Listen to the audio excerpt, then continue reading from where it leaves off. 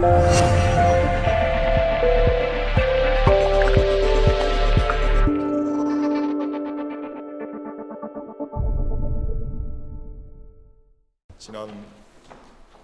주일에는 날씨가 추워서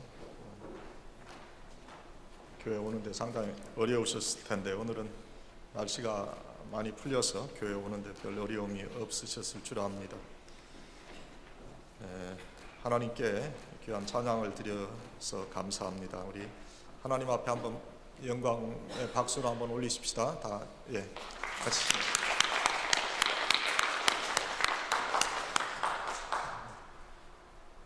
오늘 말씀은 형통하려면 기도해야 합니다. 그런 제목을 가지고 하나님 말씀을 생각해 보려고 합니다.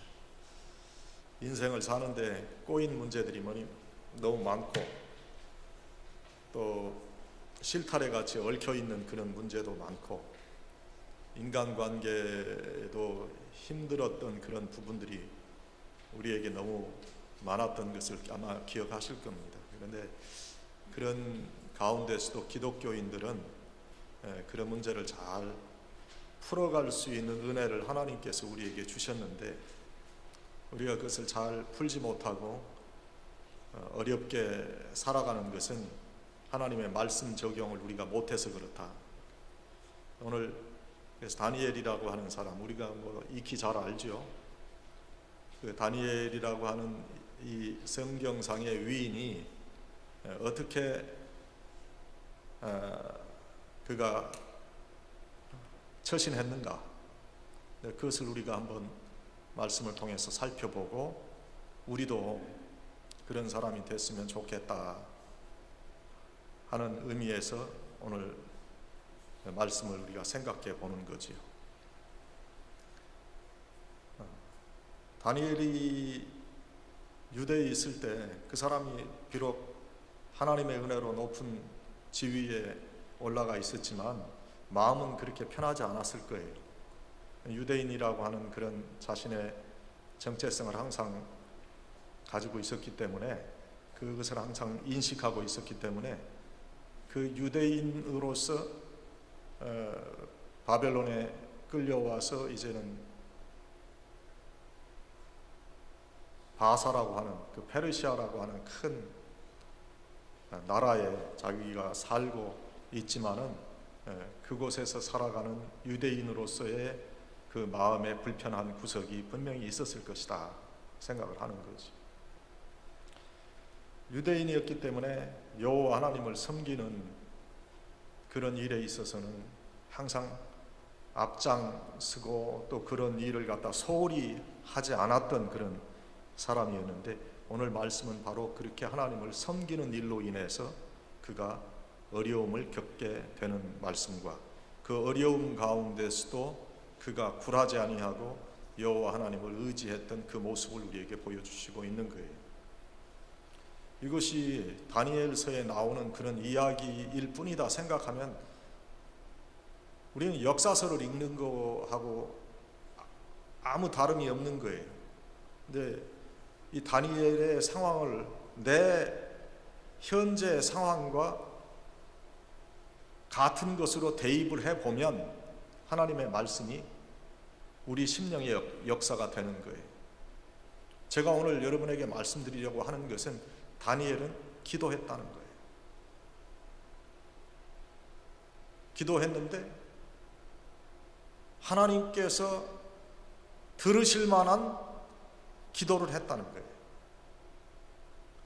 우리가 기도한다고 하지만 솔직히 말해볼까요? 여러분 기도하십니까? 저는 여러분 대부분이 기도 안 한다고 내가 알고 있어요. 기도 안 하죠. 근데 하나님의 말씀은 기도하라고 하는데 기도 안 합니다. 어떻게 하냐고요? 제가 다 알아요. 여러분 기도 안 하는 거. 형식적으로 기도하는 분들이 있어요. 식사하기 전에 기도하고 아침에 일어나서 기도하고, 그것도 잘 안 할지 몰라요. 제가 말씀드렸잖아요. 운전하기 전에 꼭 기도하십시오. 기도 안 하죠.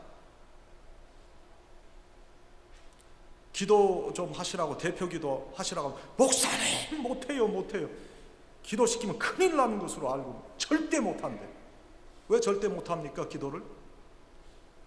예수 믿는 사람이 기도해야지 왜 기도를 못해요? 절대 못하는 게 어디 있어요? 기도하시라고 하면 척 해서 기도를 해야지. 그건 기도 안 하는 거거든. 기도 안 하고 어떻게 교회 부흥을 바라겠어요? 여러분 다 계획 세우고 내가 이렇게 하겠다 하지만 기도 안 하면 인간적인 길로 갈 수밖에 없어요. 선교하려고 합니까? 기도해야죠. 내 일이 지금 선교 사역이라 생각하십니까? 기도해야죠. 선교 사역 한다고 하는데 보면 기도 들어보면 이게 기도하시는 정말 이게 선교 사역에 가슴을 품고 지금 기도하시는 분의 기도인가 그런 의심이 들 때가 있어요, 솔직히. 영혼을 구하는 일인데 이거 얼마나 중요한 일입니까? 주님의 영과 내가 교제하는 거 아니에요, 기도는. 그 임재를 눈에 보이지 않지만 그 하나님의 임재를 분명히 확인하고 동행을 확인하고 그 하나님께 내 마음을 드리는 게 기도인데,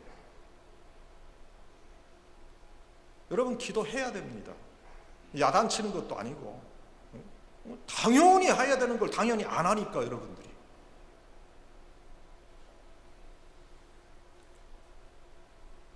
우리 오늘 이 다니엘을 보고 우리가 기도하는 그런 모습을 본받아야 돼요. 요셉이나 다니엘은 이방 나라에서 총리가 되어서 하나님께 영광을 돌렸습니다. 이방에서 자신이 여호와 하나님을 의지하는 그런 신앙인인 것을 당당하게 밝히고 믿음에 충실한 모습을 보여줬습니다. 그들도 인생의 고난의 시기를 지났지요. 굴곡진 삶의 모습이 있었지만 세상의 권력에 하나님을 믿는 믿음을 양보하지 않았습니다. 하나님을 향한 일편단심 그 마음을 버리지 않았습니다. 꾸준하게 신앙의 길을 달리며 받은 사명에 충실했습니다. 이러한 심령의 모습을 가진 자를 하나님께서는 들어 쓰시고 그 길을 형통하게 인도해 주십니다. 여러분, 우리가 문제가 있다고 생각하고 형통하지 못합니다. 아니에요. 예수 믿는 사람은 하나님이 형통하게 인도해 주세요. 그게 제 간증입니다. 하나님은 그런 사람을 들어 쓰시고 인도해 주세요.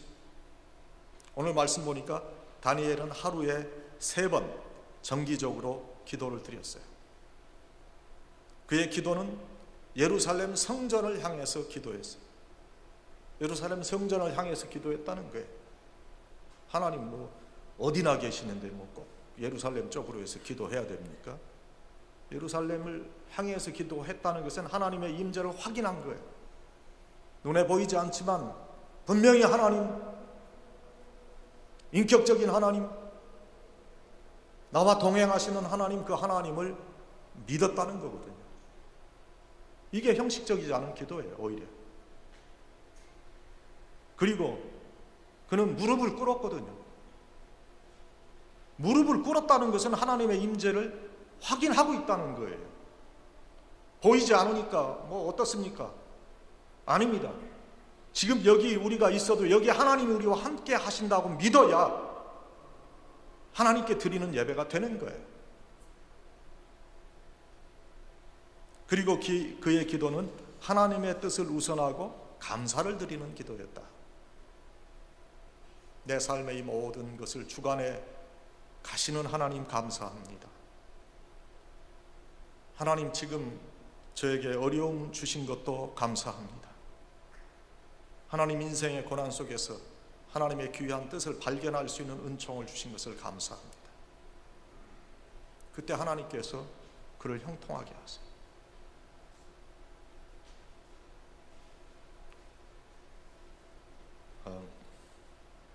제가 지난주 중에 KBS에서 그 방송하는 스페셜 하나 봤어요. 저희 집사람하고 너무 많이 울었어요. 그거 보면서. 작년 12월 22일에 그 방영된 건데 그걸 다음 주 성경 공부 시간에 제가 보려고 그래요.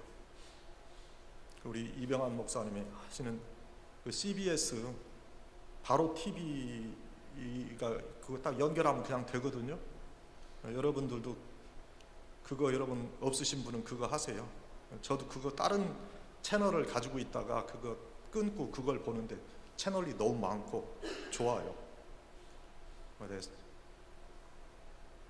제가 선전하는 건 아니지만 참 좋아서 말씀드리는 거예요. 근데 거기에 보니까 KBS 스페셜 나오는데 교회 오빠라고 소개된 사람의 이야기예요.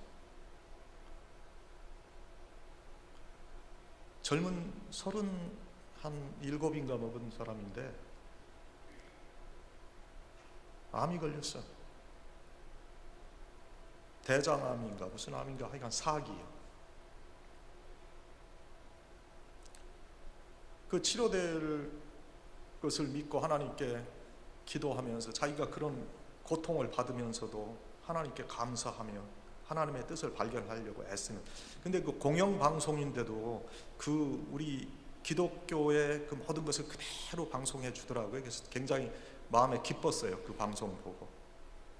어떤 방송 채널은 한아님인데 분명히 한느님이라고 자기들 마음대로 막 그렇게 쓰고 또 이렇게 우리가 기도하는 그런 모습도 딱 이렇게 잘라버리고 방영하고 그러는데 그대로 여과 없이 한 2년에 걸쳐서 그 사람의 삶을 이렇게 보여주는 그런 거더라고요.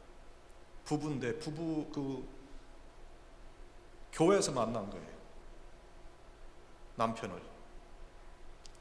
그 아내가 남편의 병을 고치기 위해서 하나님께 기도하고 애를 써가지고 남편이 기적적으로 병원에서 고침 받았다고 얘기하고 며칠 있다가 아내가 또 암 선고를 받아.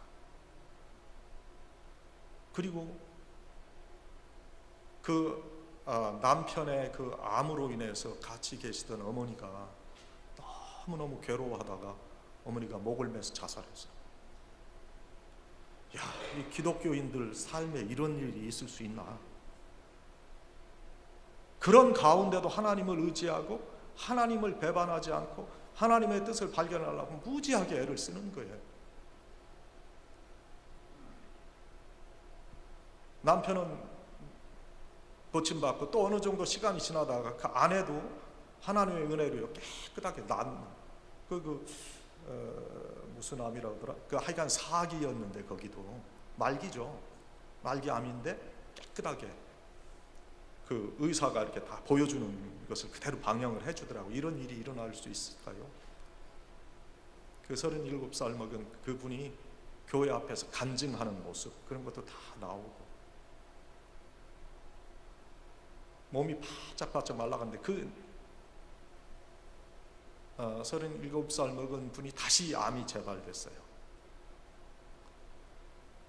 그 과정을 그려가는데 하나님 앞에 기도하면서 자기의 신앙을 지키려고 무진 애를 쓰는 그 모습. 제가 다음 주에 그걸 보려고 지금 계획을 하고 있어요. 제자 훈련 시간에. 제가 여러분하고 성경 공부하는 것보다 그것이 훨씬 더 은혜가 되고 여러분은 많은 것을 느낄 수 있기 때문에 기대하시고 다음 주에 우리 같이 한번 보십시다. 그런데 그 다시 재발된 그분의 암이 뭐 너무 많이 퍼져가지고 살릴 수가 없을 정도예요. 이게 다 덮는데요. 다 그냥 수술할 수 없다고. 그런데 하나님 앞에 기도하고 마지막으로 수술 받으면서 다 요즘은 이래 뭘 넣어가지고 하는데 이거 다 복개해가지고 하는데 다 잘라내는 거예요. 거기 복막을 다 자르고 다 퍼져가지고. 그때 그 수술하면서 그분이 간증했던 그게 얼마나 마음을 울렸는지 몰라요. 자기가 그 아픔을 겪으면서 예수님께서 십자가에 달리신 그 모습을 생각해 봤대. 그 같이 있는 중환자실에서 사람들이 막 소리 지르고 아프다고 그러고 신음소리 내고 하는 게 아비규환이라는 거지. 지옥이 따로 없었다는 거예요. 자기 자신도 그 아픔 가운데 그 수술 때 누워서 이렇게 있으면서 수술을 받으면서 예수님의 모습을 생각했는데 예수님이 그 십자가에 달리시면서 고통당하시면서 그분이 우리의 죄를 위해서 기도했던 그 모습을 본인이 생각해보고 기도했다는 거예요. 그 아픔을 가지고 수술받는 그 수술실에 다른 중환자들을 위해서 자기가 기도했다는 그 대목에 얼마나 눈물이 흐르는지. 그런데 여러분, 이렇게 수술을 했는데 수술이 성공한 거야. 안 죽었어요. 죽는다 그러는데. 그리고선 아직 살고 있는 모습으로 부부가 여행 가는 그런 장면까지가 끝이야. 그리고 그 다음에는 이제 더 계속이 안 됐는데, 하나님의 은혜로 본인이 이렇게 살고 있고 하나님의 은혜로 하나님께서 함께 해주심을 그렇게 간증하는. 한국에도 이런 믿음을 지키려고 하는 참 젊은이가 있구나, 젊은이들이 있구나. 그 살고 죽는 문제 아니에요. 인생에 있어서 얼마나 무서워요, 암이라는 게. 사실은 그렇죠. 그런데 하나님께서 나와 함께 하심으로 내가 이 어려움을 이겨내리라. 욥의 모습을 생각해보고, 하나님, 내가 하나님을 원망했던 그 내 잘못을 용서해 주세요. 하나님의 뜻을 발견할 수 있는 사람이 되게 하신 것을 감사합니다. 그런 신앙인이 돼야 되지 않을까. 이 자신의 생과 사를 넘나드는 그러한 상황 가운데서도 자기의 신앙을 지켰단 말이죠. 여러분, 그럴 수 있을 것 같습니까?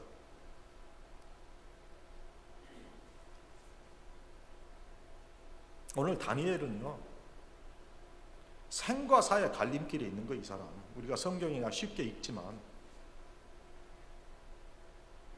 자기 신앙을 지키느냐 아니면 죽느냐.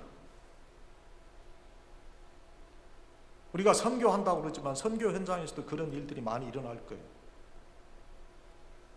내 삶이냐 하나님이냐. 예수 믿는 것은 그겁니다. 그러한 가운데서도 하나님을 선택하는 그 사람이 진짜 신앙이네요. 그런데 우린 그렇지 않잖아요. 다 내 삶을 먼저 선택하지.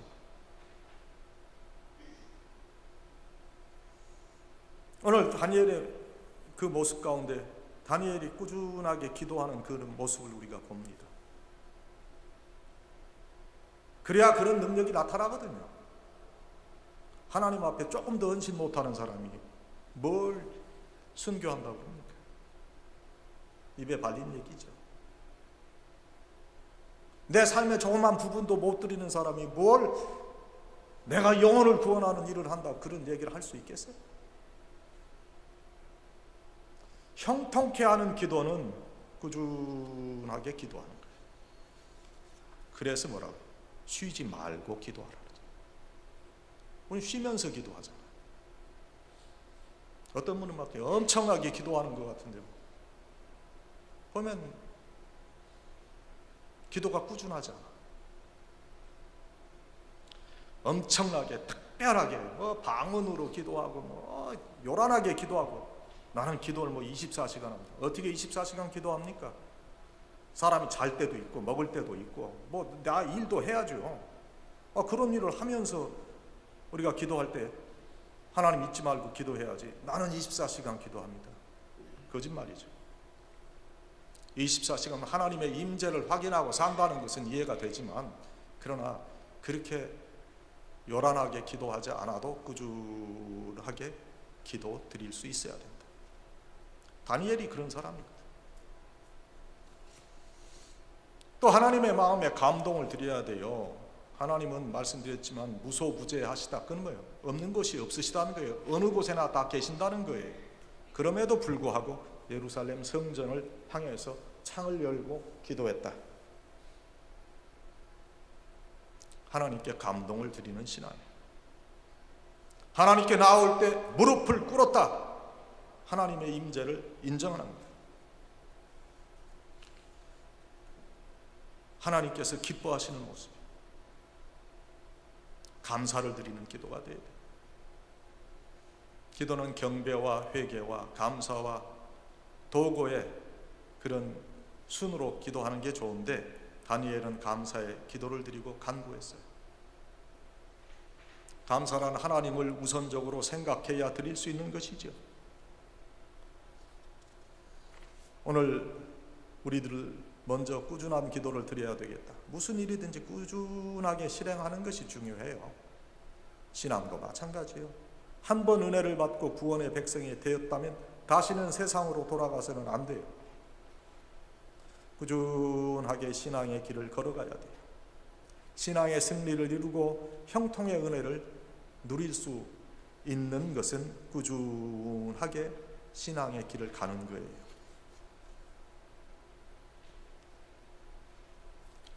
꾸준한 신앙의 삶을 살고 일생을 하나님께 기도하며 사는 사람은 형통의 은혜를 누립니다.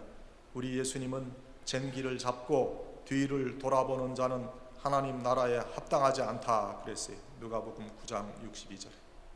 믿음의 기도는 끝까지 가는 것. 세상에 미련을 두고 세상으로 돌아서지 않아요. 세상의 기준으로 세상의 관심을 가지고 세상의 가치관을 가지고 살지 않아요. 사도 바울은 한번 주님의 은혜를 경험하고 그리스도인이 된 이후 절대로 변하지 않는 신앙의 모습을 보여주신 분이에요. 어느 순간에도 세상으로 돌아가지 않았고 꾸준하게 신앙의 기도를 드렸어요. 그래서 바울은 주님의 은혜를 저버리고 사역을 꾸준하게 이루지 못했던 자들을 책망하기도 했잖아요. 바울은 1차 전도 여행 때 도중에 탈락한 마가를 아주 크게 불신하고 그를 책망했어요. 그가 꾸준하지 못했기 때문에 결국에 동역자 바나바와 심히 이 문제로 다투고 갈라서기까지 했다. 성경이 기록해주고 있어요. 그런데 여러분, 바울은 계속해서 그 마가를 위해서 기도했다고 저는 생각합니다.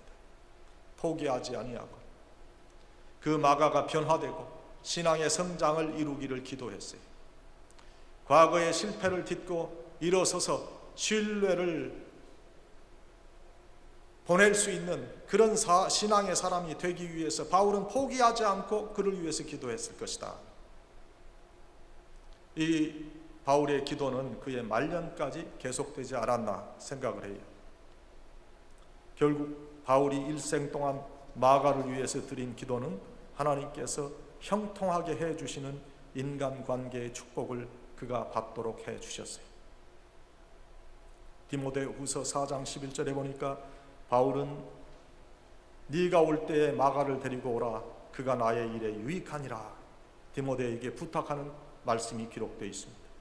또한 골로새서 4장 10절에 보니까 바나바의 생질 마가와 이 마가에 대하여 너희가 명을 받았음에 그가 이르거든 영접하라. 그런 말씀이 기록되고 있습니다. 혈기왕성했던 젊은 시절 그 1차 전도 여행 시에 사도 바울은 남의 잘못을 용납할 수 없는 아주 경직된 그런 성품을 가지고 있었어요. 그러나 그가 일생을 통해 꾸준히 기도했을 때 그는 깊고 고매한 신앙의 인격을 이루게 돼요. 그는 하나님께서 형통하게 하시는 인간관계의 축복을 이루게 됐다. 이웃의 잘못과 부족함까지 품을 수 있는 신앙의 위인이 될 수 있었다 하는 거예요. 저는 그것이 그의 꾸준한 기도 생활 때문이었다고 생각합니다. 다시 말씀드립니다. 우리는 기도가 중요하다는 건 알지만 사실 기도하지 않잖아요. 그런데 기도가 습관이 돼야 돼요. 어느 곳에서나 하나님께서 받으시는 기도 우리가 드릴 수 있지만 주님의 성전에서 드리는 기도 가장 중요한 기도예요. 다니엘의 형통 기도가 그것을 보여주는 거예요. 예루살렘을 향하여 창을 열고 기도했다고 하지 않습니까? 왜 예루살렘을 향하여 기도했을까요? 그곳에 여호와의 성전이 있었기 때문에. 주님의 성전을 사모하는 그런 모습을 보여주지요. 포로로 잡혀온 자들이 주의 거룩한 성전에서 하나님께 제사드리며 경배함을 사모하는 거예요. 우리는 24시간 어느 때라도 기도할 수 있는 성전을 두고도 하나님 앞에 나와 기도하기를 게을리해요. 교회를 빌려서 사용하는 자들, 바라는 것인데도 막상 교회 건물 가지고 언제든지 기도할 수 있는 곳인데도 교회에 나오지 않아요. 교회에 안 나오는 이유가 많아요. 기도에 꾸준하지 않아요. 그런데도 하나님의 축복은 누리고 싶어 합니다. 형통하기를 바랍니다. 하나님의 뜻은 쉬지 말고 기도하라는 건데, 하나님의 은혜는 주의 성전을 사모하고 그곳에서 꾸준하게 기도하는 자에게 임하는 거예요. 교회에 나오지 못하는 이유 들어보면 다 그럴듯해요. 여러분이 저에게 그 이유를 다 이야기할 필요 없어요. 하나님께 이유를 아뢰고 하나님께서 어떻게 생각하시는가 먼저 생각해 보세요. 꾸준하게 주의 성전을 사모하고 그것에 심령의 중심을 드리는 그 사람에게 형통의 은혜가 넘쳐 흐릅니다. 두 번째는 하나님께 감동을 드리는 기도입니다. 5만 번의 기도의 응답을 받은 기도의 사람이 있어요. 조지 뮬러라고 하는 분인데, 그는 기도는 하나님과 동행하는 삶이다, 하나님과의 대화를 의미한다, 그렇게 말했어요. 기도는 하나님과의 동행을 의미하고 하나님을 사랑한다는 고백이고 하나님을 믿고 위한다는 그러한 우리의 삶의 고백이에요. 기도는 인간의 생사화복을 주장하는 하나님 앞에 나아가 모든 즐거움과 모든 고민을 함께 나누는 거예요. 기도보다 더 귀중한 것은 없고 기도보다 더 아름다운 것도 없습니다. 기도는 모든 삶의 중심이 되어야 되고 모든 삶의 시작과 진행과 마지막이 되어야 됩니다. 기도는 유일하게 하나님의 자녀만이 누릴 수 있는 가장 소중한 특권이라고 그가 말하고 있습니다. 이 놀라운 기도의 능력은 하나님께서 거하시는 성전에서 드려지는 것이 가장 효과적인 거예요. 또 우리 간절함을 우리의 모습으로 표현해야 돼요. 여러분, 표현되지 않는 간절함은 간절함이 될 수 없어요. 아내를 사랑한다고 하지만 아내를 사랑하는 어떤 구체적인 모습이 없으면 아내는 그 사랑을 의심합니다. 아내가 원하는 것을 해주지 않고 그저 불손하게 대하고 다정한 모습을 바라도 그런 모습은 없고 아내를 힘들게 하는 그런 일만 계속해서 하고 도무지 아내에 대한 케어가 없고, 그렇다면 그 아내가 그 남편이 나를 사랑한다고 해도 그 말을 믿겠어요? 그러니까 다이아몬드 반지를 해주는 것도 그런 의미에서 하는 거 아니에요. 꽃다발을 싫어하는 그런 여자분은 아무도 없더라고요.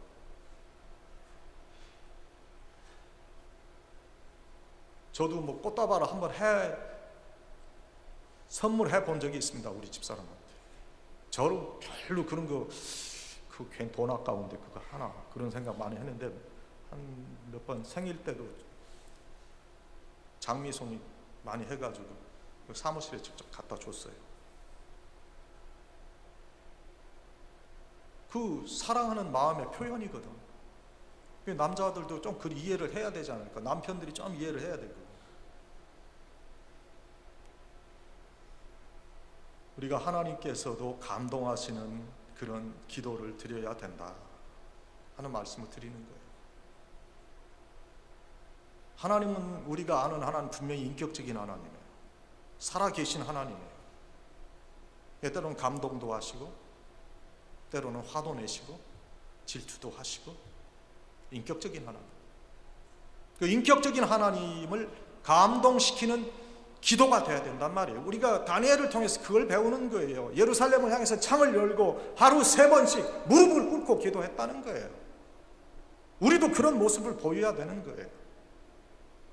하나님을 향한 간절함도 없고 하나님을 향한 어떤 인격적인 어떤 경외가 없으니까 하나님 앞에 기도할 때도 그런 모습이 나타나지 않고 하나님께 예배를 드릴 때도 그런 모습이 나타나지 않는 거예요. 하나님께서 그걸 받으시지 않는 거예요. 아벨의 피의 제사가 뭡니까? 가축을 잡아서 그걸 피를 흘리면서 손에 지저분한 것들을 묻히면서 그걸 하나님 앞에 드렸다는 거예요. 얼마나 번패스러워요. 그 아이는 어떻게 드렸어요? 쉽게 곡식을 소재로 갈아서 하나님께 드렸어요. 쉽잖아. 여러분, 우리가 하나님 앞에 영원한 생명을 얻은 것은 이러한 어떤 우리의 모습을 통해서 얻는 건 아닙니다. 저는 분명히 믿습니다. 무조건적으로 하나님께서 우리를 구원해 주셨지. 신앙생활 네가 더 잘하고 못하고 그런 걸 하나님 차별해서 넌 구원 안 된다, 너는 요만큼만 구원이다, 그런 하나님은 아닙니다. 그러나 우리의 삶의 형통함의 축복이나 우리의 삶의 풍성함의 축복이나 이것은 분명히 우리의 신앙의 모습과 관계가 있는 거예요. 그것을 우리는 다니엘의 신앙의 모습을 통해서 발견해 보는 거예요. 여러분, 우리가 이런 신앙을 회복해야 교회가 살아납니다. 이러한 기도하는 모습을 가지고 주의전을 사모하는 자들이 있어야 교회가 성장하고 교회가 진정한 부흥을 이루어가는 거예요. 사랑하는 여러분, 우리가 하나님께서 기뻐하시는 그러한 기도를 드려야 돼요. 하나님의 마음을 기쁘시게 해드려야 되고 하나님의 마음에 감동을 드려야 돼요. 이런 기도의 모습 우리가 많이 확인할 수 있죠. 엘리야도 그렇게 기도하지 않았어요? 엘리야가 하나님 앞에 무릎을 꿇고 기도합니다. 엘리야의 무릎을 꿇은 기도는 하나님의 마음을 감동시켰어요. 엘리야가 무릎 꿇을 때 감동하신 하나님께서 그의 기도를 들으시고 하나님께서 놀라운 역사를 일으키세요. 바울도 무릎을 꿇었어요. 성경에 보면 베드로도 무릎을 꿇었어요. 이것은 문화나 시대나 다양성의 문제가 아니에요. 내 마음 자세의 문제예요. 미국 사람들인데 서양 사람들인데 천만의 말씀. 이것 간절함의 모습이 뭔가를 우리가 잘 알아야 돼요. 성도가 무릎 꿇을 때 하나님은 감동하십니다. 아무리 잘못한 자식이라도 무릎 꿇고 비는 자녀를 용서하는 것이 우리의 마음입니다. 두 무릎을 꿇고 기도했던 한나 사무엘을 얻었어요. 무릎 꿇고 기도하던 히스기야 생명을 연장받았어요. 마가복음 5장 21절부터 회당장 야이로의 이야기가 소개되는데 어린 딸이 죽게 됐어요. 그러나 이 야이로는 육신의 아버지로서 도와줄 방법이 없었어요. 마가복음 5장 22절 야이로라 하는 이가 와서 예수를 보고 그 발 아래에 엎드려 많이 간구했다 성경이 기록합니다. 회당장의 지위는 높았지만 회당에는 8명의 장로가 있었고 그들 모두 덕망 있고 학식에 능한 존경받는 유대인의 지도자였고 그들을 대표하는 자가 회당장이에요. 그런데 그 사람이 예수님께 나와서 엎드려서 간구했다는 거예요. 예수님 들어주실 때까지 체면불구하고 엎드려 감동했을 때 예수님께서 감동하셨어요. 예수님께서 들어주실 수 없는 일이라 속단하지 말고 무릎을 꿇고 기도를 하자는 것. 무릎 꿇는 곳에 기적이 일어나고 새로운 역사가 시작돼요. 다니엘이 무릎을 꿇을 때 형통함의 은혜를 얻었어요. 사자굴에 들어갑니다. 그러나 하나님은 그를 죽게 하지 아니하십니다. 오히려 다리오 왕이 하나님을 찬양하도록 만듭니다. 엘리야가 무릎 꿇을 때 기적이 일어났어요. 오늘 우리 모두에게 문제가 있습니다. 생존의 문제가 있습니다. 인간관계의 문제가 있습니다. 건강의 문제가 있습니다. 어떻게 해결해야 될지 모르는 사업의 문제도 있습니다. 신분의 문제 심각합니다. 그러나 분명히 예수님께는 해결함의 키가 있습니다. 간절한 기도하면 문제 해결됩니다. 가장 큰 문제는 우리가 무릎 꿇고 하나님의 마음을 감동시켜 드릴 수 있는 기도의 태도를 가질 수 있는가, 꾸준히 기도하는가, 감사의 기도를 하는가 하는 겁니다. 여러분, 정말 우리가 살고 죽는 문제, 정말 그렇게 문제가 심각하다면 기도해 보세요. 형통함의 축복과 은혜가 분명히 있는데 우리가 믿는 사람이라면 이 말씀대로 살아야 되지 않겠어요? 제가 좀 이런 표현이 맞는 표현인지 모르지만 나는 개떡 같은 그런 신앙 태도를 가지고 어떻게 찰떡 같은 은혜를 하나님 주세요 그럽니까?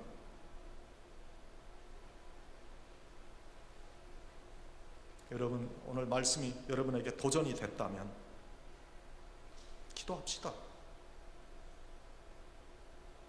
사명을 이루기 위해서 기도해야 되고, 문제를 풀기 위해서 기도해야 되고, 형통함을 위해서 기도하는 사람, 예수 믿는 사람, 기도하는 사람이에요.